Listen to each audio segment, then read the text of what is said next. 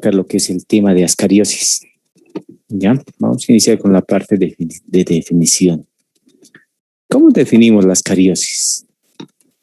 La ascariosis se define como una geohelmintiasis ocasionada por un nematodo intestinal de amplia distribución, más frecuente en climas tropicales y cuyo hábitat es el lumen del intestino delgado. ¿A qué nos referimos cuando estamos hablando de geohelminto? Un geohelminto es un parásito que requiere de la tierra y algunos factores ambientales como ser humedad, temperatura, calidad de suelo y sombra para desarrollar ciertos estadios en el medio externo. A eso nosotros denominamos geohelminto. Por lo tanto, por eso se denomina geohelmintiasis. Sí o sí requiere de esos 4 factores para que parte de su ciclo desarrolle en el medio externo. Si no existen estos factores, este parásito no puede desarrollar apropiadamente. A eso me refiero cuando estamos hablando de un geohelminto. Es de amplia distribución, principalmente, como indica, en climas tropicales. Si en clima altiplánico lo encontramos, por ejemplo, en el Alto, en lugares, por ejemplo, como Viacha, hay casos que se han reportado. En Oruro, donde es un clima bastante frío, se puede observar casos de ascariosis, pero generalmente se debe a que estas personas han viajado a zonas o áreas endémicas. Pueden haber viajado a Caranavi, Coroico, donde existe gran cantidad de estos parásitos y hayan adquirido esta parasitosis, han retornado a su sitio de origen, que ha sido la ciudad del Alto, otro clima frío, y el parásito ha sido diagnosticado en esa región. Por eso se observa esos parásitos en clima frío. Por ejemplo, en el Alto, como les indicaba, a nivel de Oruro.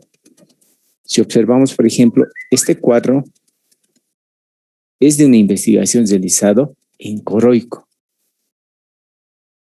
Se ha realizado en Coroico.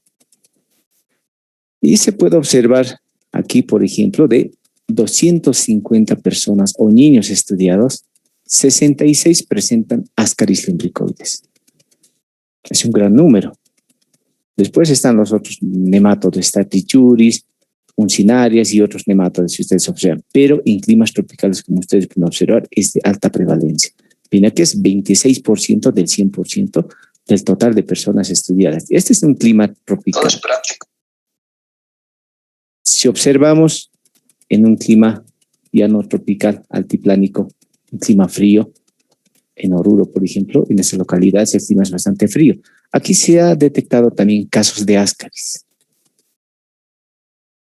Se observa en el cuadro, se ha detectado Ascaris, 4 personas de un gran número de niños estudiados, 4 personas aproximadamente. Y eso está llegando a ser un porcentaje del 2.2%. Es menor en clima altiplánico, como les he indicado.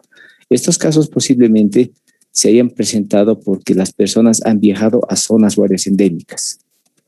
Hayan viajado tal vez a Caranavi, Coroico, hayan ingerido alimentos o agua que está contaminado con huevos, con larva L3, han adquirido esta parasitosis y han sido diagnosticadas en sus sitios de origen.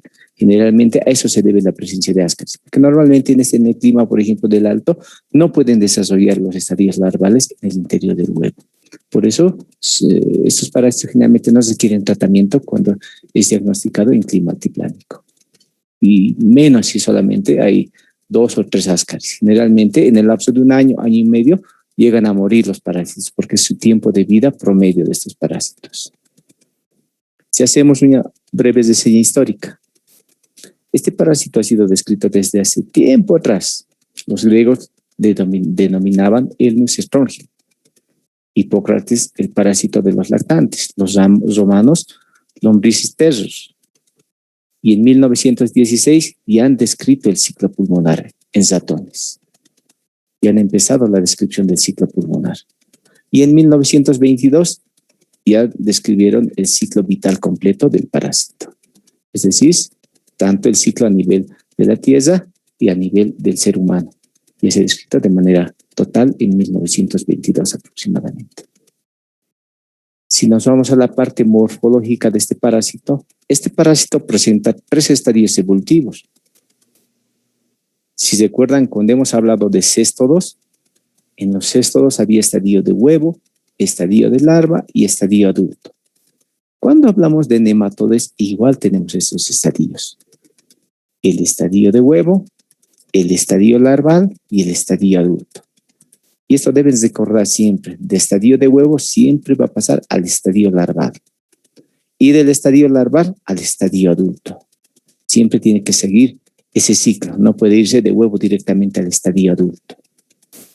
¿Qué características presentan estas formas parasitarias? Los huevos. El tamaño, se han leído varios textos como por Werner, Becezil, Pereira, Pautz, tal vez Botero. El tamaño varía un poco, pero como promedio está entre 25 a 35 micros aproximadamente. En algunos textos se indican 40, otros indican 50 micros. Es bastante variable. Es dependiendo de las características climáticas principalmente. Pero como promedio mide entre 25 a 35 micros aproximadamente. Es de forma elipsoidal. En el caso de que el huevo sea fértil. Está conformado por 3 capas. La capa externa es de naturaleza proteica. La capa media está conformada por hidratos de carbono. Y la capa más interna es la capa lipídica. Y esta capa interna es muy importante porque evita el ingreso de sustancias tóxicas al interior del huevo, de tal forma que ayuda al proceso de maduración. Podemos observar 4 tipos de huevos en un examen coproparasitológico. Se puede observar un huevo infértil, fértil, larvado y decorticado. Los 4 se puede llegar a observar. Esto generalmente se observa en personas que tienen gran cantidad de parásitos en su interior, en el lumen intestinal. En este caso podemos observar las 4 variedades.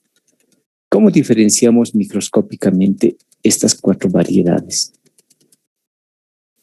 El huevo fértil presenta todas las características anteriormente mencionadas. Es decir, presenta una capa externa proteica. Si ustedes ven esta imagen, donde está la letra A, ahí está la capa externa. Es mamelonada. ¿No es la capa externa? Es la capa proteica. La capa media de hidratos de carbono se observa también y la capa interna se llega a observar. Ese es un huevo fértil. Ese es el huevo que eliminan cuando el macho y hembra copulan y eliminan al medio externo. Y da lugar al segundo estadio, por decir, o a la segunda variedad de huevo, que sería el huevo larvado, que igual tiene las 3 capas, pero en su interior se va a observar una larva, que puede ser una larva rabitoide o una larva filariforme. En aproximadamente una semana se forma la primera larva, la larva L1. Y luego de 3 a 4 días se llega a formar la larva L2. Y finalmente se forma la larva L3. Esto sucede en el interior del huevo. Se forma la larva L1, luego la larva L2 y finalmente la larva L3 o larva filariforme. Por lo tanto, el huevo larvado con larva L3 llega a ser la forma infectante para adquirir la ascariosis. El tiempo de maduración va a ser variable. Como les he indicado, puede ser para que se forme la primera larva 5 días, para la segunda 3 días y para la última puede ser 1 día a 2 días. Esto va a depender siempre de los 4 factores que les he mencionado. Tiene que haber una adecuada temperatura. Como promedio, una temperatura ideal es una temperatura entre 18 grados centígrados. Si la temperatura es inferior, llega a ser, por ejemplo, 14, 15, obviamente el tiempo de maduración va a ser mayor. Pero como promedio, si es 18, el tiempo que va a tardar en formarse la primera larva va a ser aproximadamente en 5 días. Y hasta que llegue a ser una forma infectante, puede llegar a tardar entre 13 días a 18 días.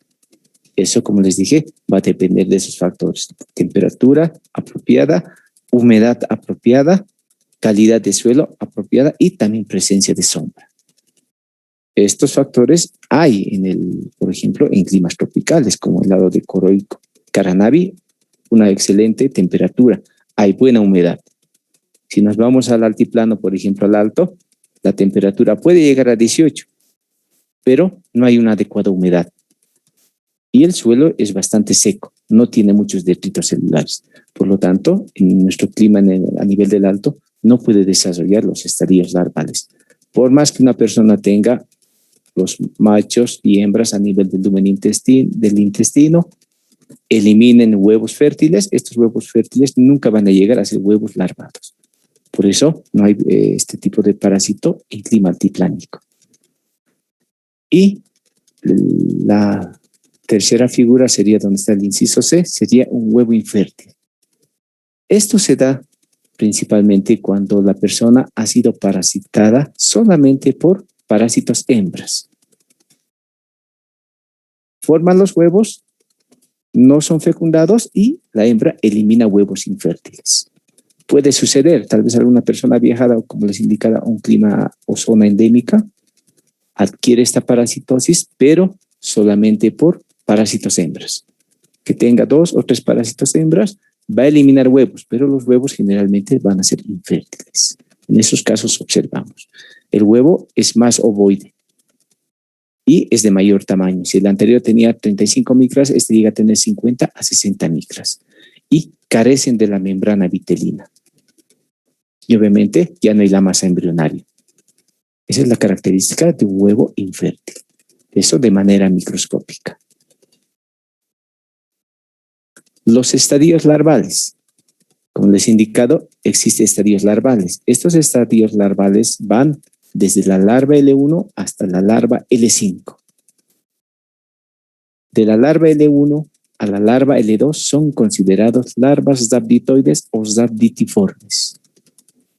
La larva L3 es la larva filariforme y es la forma infectante para el ser humano, tanto en esta parasitosis como en otras parasitosis como uncinarias y estrongiloidosis. Aquí la forma infectante sería huevo con larva L3 o huevo con larva filariforme. Esa es la forma infectante para adquirir la ascariosis. Los estadios L4 y L5 son considerados estadios preadultos.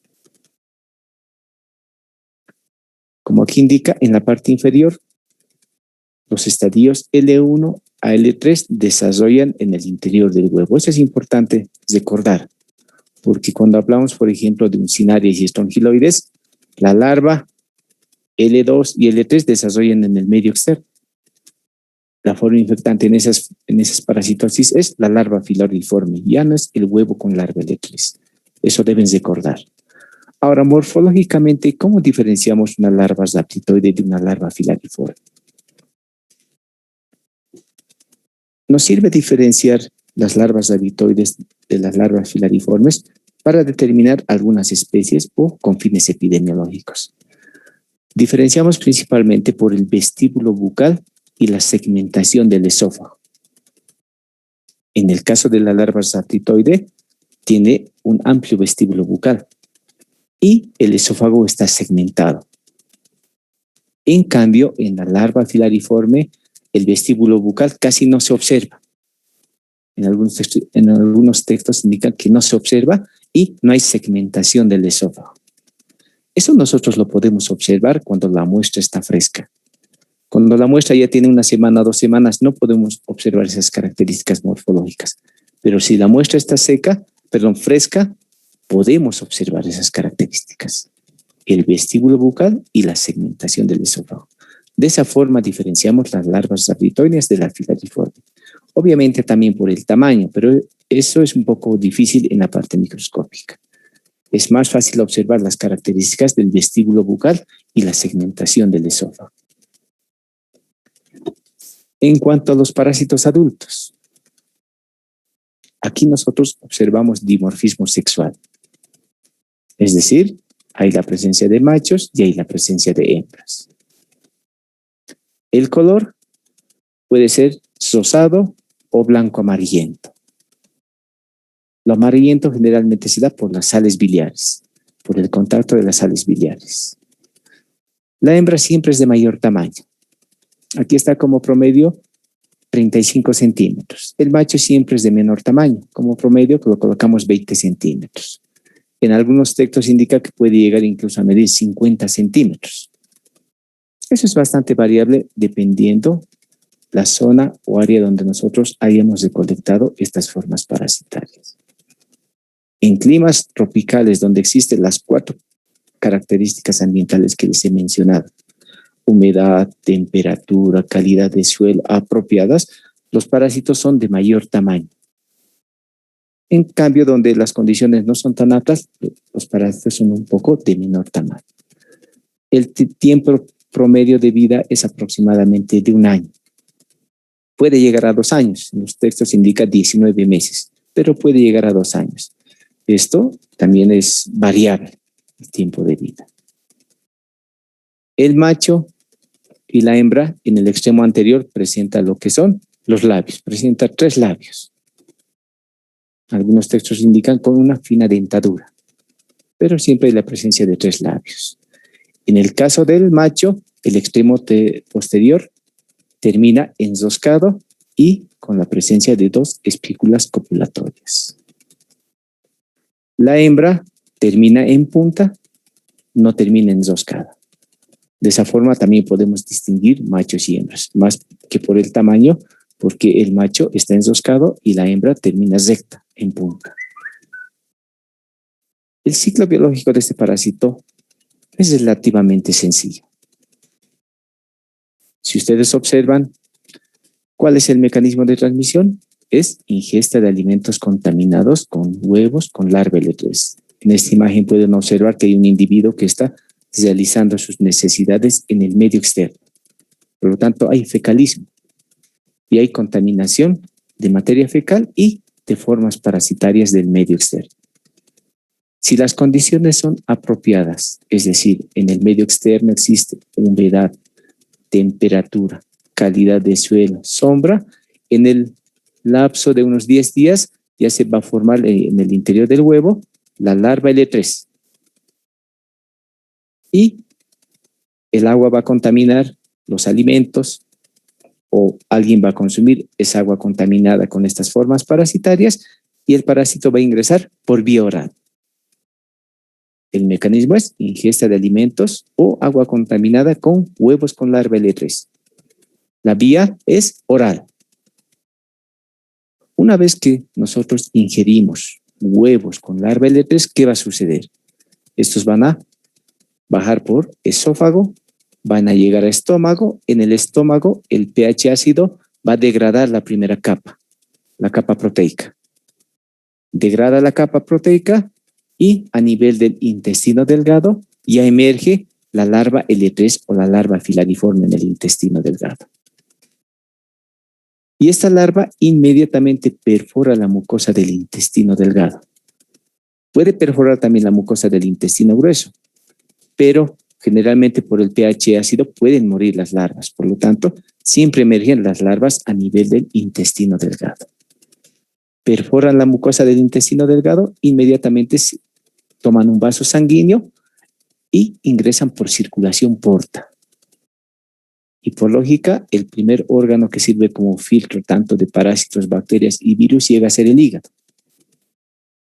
Ahí se filtran algunas larvas, otras continúan, van a llegar a pulmón y a nivel del pulmón van a perforar la membrana alveolo-capilar. Perforan la membrana alveolo-capilar e inmediatamente se transforman a larva L4. Desde que perforan la mucosa del intestino delgado hasta que perforan la membrana alveolo-capilar, eso se denomina el ciclo de luz. De ahí se dan las diferentes manifestaciones clínicas que las resumimos en el síndrome de Leffler. No se olviden, ciclo de luz es desde que perfora la mucosa del intestino delgado hasta que perfora la membrana alveolo-capilar. Eso es el ciclo de luz. Y durante el ciclo de luz se desarrolla el síndrome de Leffler, con sus componentes clínico, laboratorial y radiológico, que enseguida vamos a desglosar esos componentes. Ha perforado la membrana alveolo-capilar y se ha transformado en larva L4. Esta larva L4 empieza a migrar por el tracto respiratorio. Sube por bronquios, bronquiolos, llega a la tráquea y nuevamente es deglutido. Durante ese viaje ya se empieza a transformar en larva L5. O algunos indican que se mantiene como larva L4. Y una vez que llega a la mucosa del estómago, que es un pH ácido, se transforma en L5. Y cuando pasa la mucosa del estómago y llega a intestino delgado, ya se transforma en parásitos adultos. Y ahí termina el ciclo biológico del parásito. Cuando existe machos y hembras, estos copulan y nuevamente se realiza la postura de huevos fértiles y continúa el ciclo biológico. Si se dan cuenta, el ciclo biológico no es tan complicado. Hay parásitos que son un poquito más complicados como toxoplasma y malaria. Este es relativamente fácil. Y este ciclo nos sirve para reconocer los ciclos de los otros parásitos, de uncinarios y estrongiloides. Lo que ya va a variar un poco es la vía de ingreso. Aquí está ingresando por vía oral. Nosotros deglutimos o tragamos huevos con larva L3. A nivel del intestino delgado, emerge la larva L3. Esta perfora la mucosa del intestino delgado, viaja por circulación sanguínea, llega a nivel pulmonar, perfora la membrana alveolo-capilar, sube por vías respiratorias, nuevamente nosotros lo deglutimos, se continúa transformándose, llega al intestino delgado y se transforma en adultos. Si ven el ciclo es relativamente sencillo. Ahora, en algunos casos se ha observado, por ejemplo, que cuando las larvas L4 están subiendo por vías respiratorias, nosotros podemos encontrar formas parasitarias, es decir, larvas L4 en el esputo de la persona. Y si la persona tiene gran cantidad de parásitos, obviamente va a haber gran cantidad de parásitos que están realizando esta migración. Por lo tanto, incluso indican algunos textos que esto se puede transmitir incluso por besos, porque un cierto periodo de tiempo va a estar en la cavidad bucal. Por lo tanto, si justo en ese momento está la larva, uno puede adquirir esta parasitosis por un simple beso. Obviamente va a ser un beso que ha durado un buen tiempo, ¿no? Unos 2 minutos, 3 minutos, no sé, tal vez más tiempo incluso. Se puede dar casos raros, pero se puede dar. Ahora, si hablamos de las acciones patógenas de este parásito, si se acuerdan, en el caso de los anteriores parásitos, Hymenolepis, Tenia y otros parásitos que se han abordado de manera general, todos los parásitos tienen las mismas acciones patógenas. Tienen una acción exfoliatriz, mecánica y tóxico-alérgica.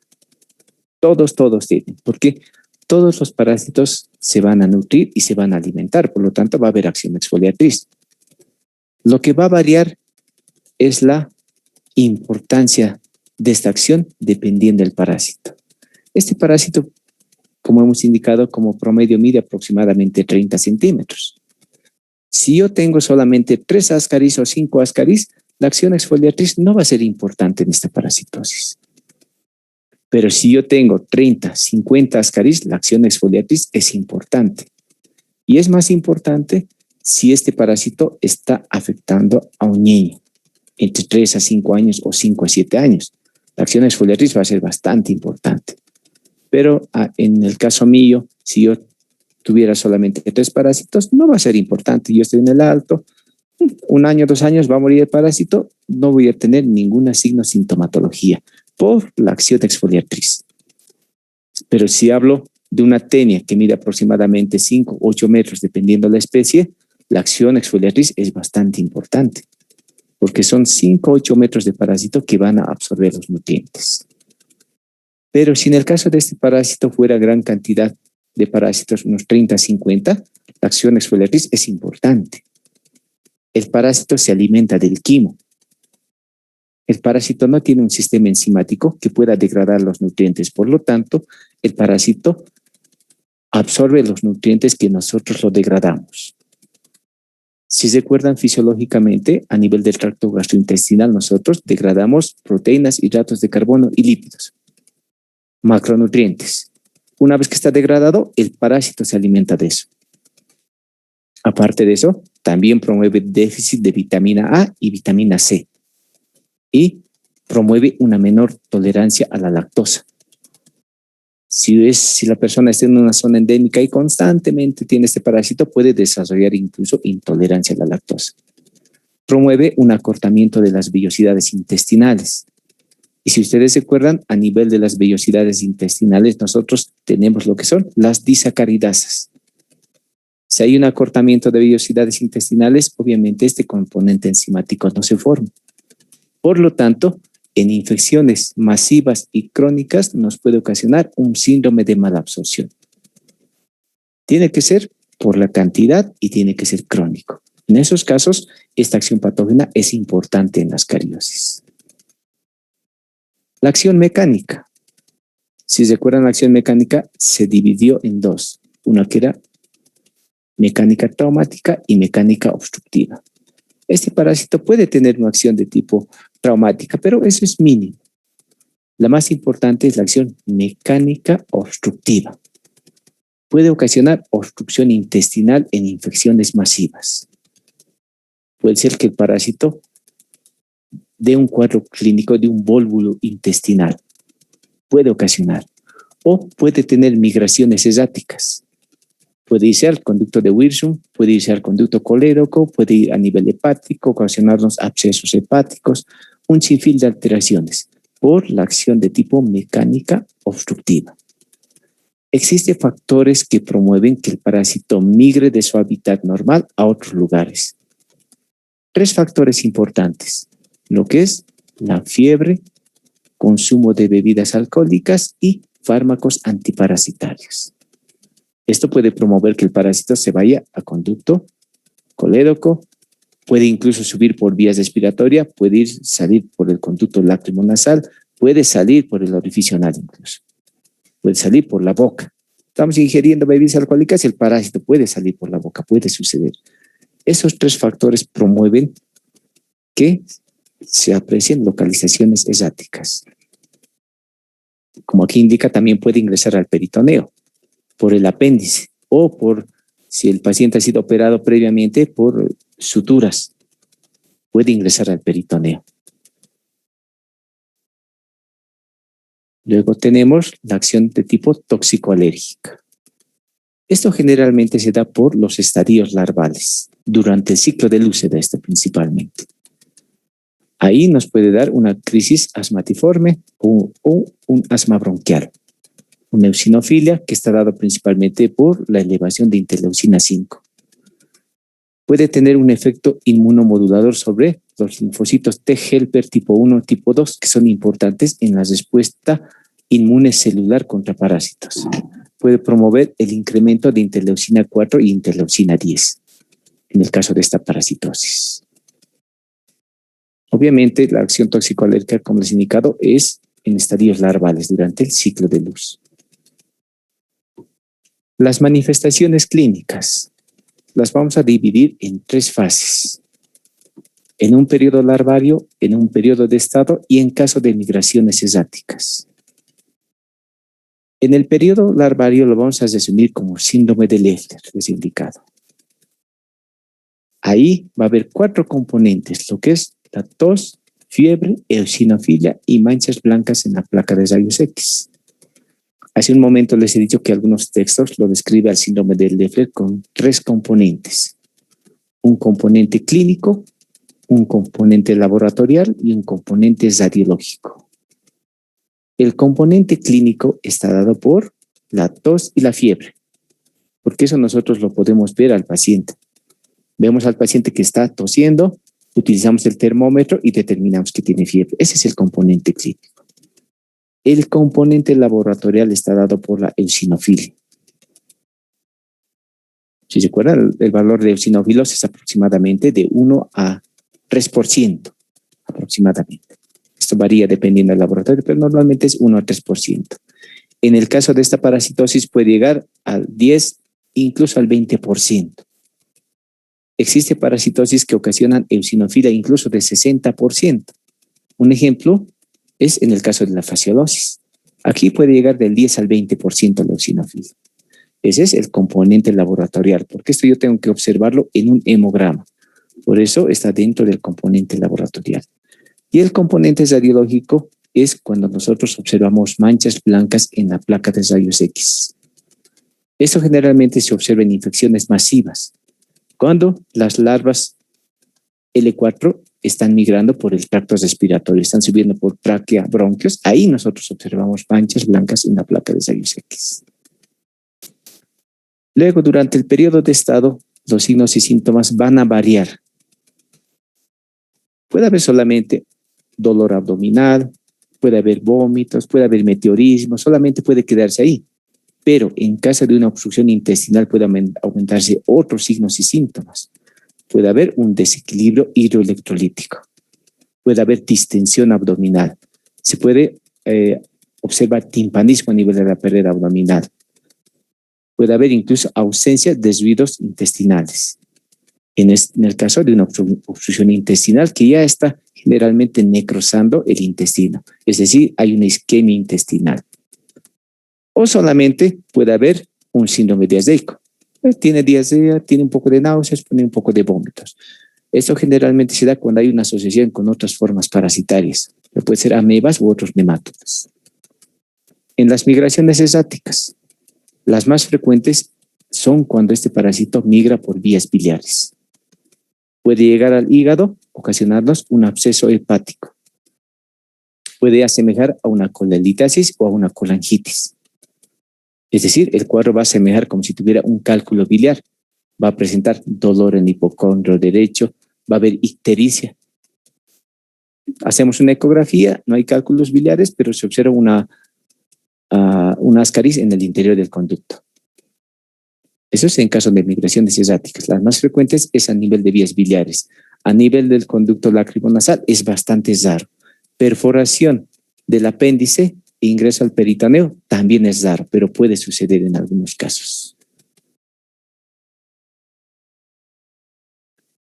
En cuanto a las medidas de prevención, si recuerdan, cuando hablamos de parásitos o diferentes parásitos, ya sean nematodes, céstodes o protozoarios, siempre hablamos de dos puntos importantes, lo que es profilaxis y control.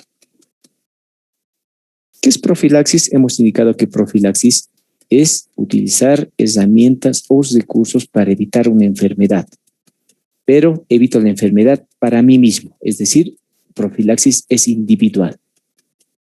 Si yo me lavo las manos, yo evito enfermar. Si yo consumo o preparo mis alimentos apropiadamente, yo evito enfermar. Medidas de profilaxis siempre es de manera individual. En el caso de esta parasitosis es consumir agua hervida y alimentos adecuadamente preparados. Si recuerdan, en el ciclo biológico había un individuo que estaba realizando sus necesidades en el medio externo. Y esto sucede en el lado de Caranavi coroico. Yo he visto en las vertientes, uno está disfrutando del agua y en la parte superior de la vertiente, un día antes o 2 días antes, una semana antes o una noche antes, algún individuo ha realizado sus necesidades cerca a la vertiente o donde está escurriendo el agua. Al día siguiente, nosotros vamos y el agua que está bajando de las vertientes está contaminado con partículas de materia fecal y obviamente parásitos. De ahí puedo ingerir el agua de manera accidental. Por lo tanto, como medida de prevención también de profilaxis sería evitar zonas o lugares donde existe esta parasitosis. Medida de control, siempre hemos indicado que es de manera grupal. Es para evitar una enfermedad parasitaria en una comunidad o en una región. Y como medida de control tenemos letrinización, porque este parásito se transmite por fecalismo. Por lo tanto, si hay sanitarios, obviamente controlamos. Y esa es la mejor forma de controlar los parásitos. Tratamiento de enfermos parasitarios no funciona. ¿Por qué? Si lo trato, pasa unos 2-3 meses, se vuelve a contagiar. La mejor medida de control es la letrinización. Y en estas imágenes resumimos lo que anteriormente hemos indicado. Profilaxis, lavado de manos, consumir alimentos adecuadamente preparados y como control, tratamiento de enfermos que tengan esta parasitosis y letrinización. En cuanto al tratamiento, utilizamos principalmente albendazol y mebendazol, más que la piperacina y el pamagoto de pirantel. En nuestro medio empleamos principalmente albendazol y mebendazol. Como campañas, principalmente empleamos el albendazol. a 400 miligramos en dosis única. Pero si nosotros queremos hacer tratamiento en consultorio, es mejor dar el albendazol 400 miligramos día por 3 días. Es la mejor forma de hacer tratamiento si nosotros hacemos el tratamiento en consultorio. Pero con fines de campaña de desparasitación se realiza con albendazol por el costo económico principalmente. ¿Alguna duda que tengan del tema?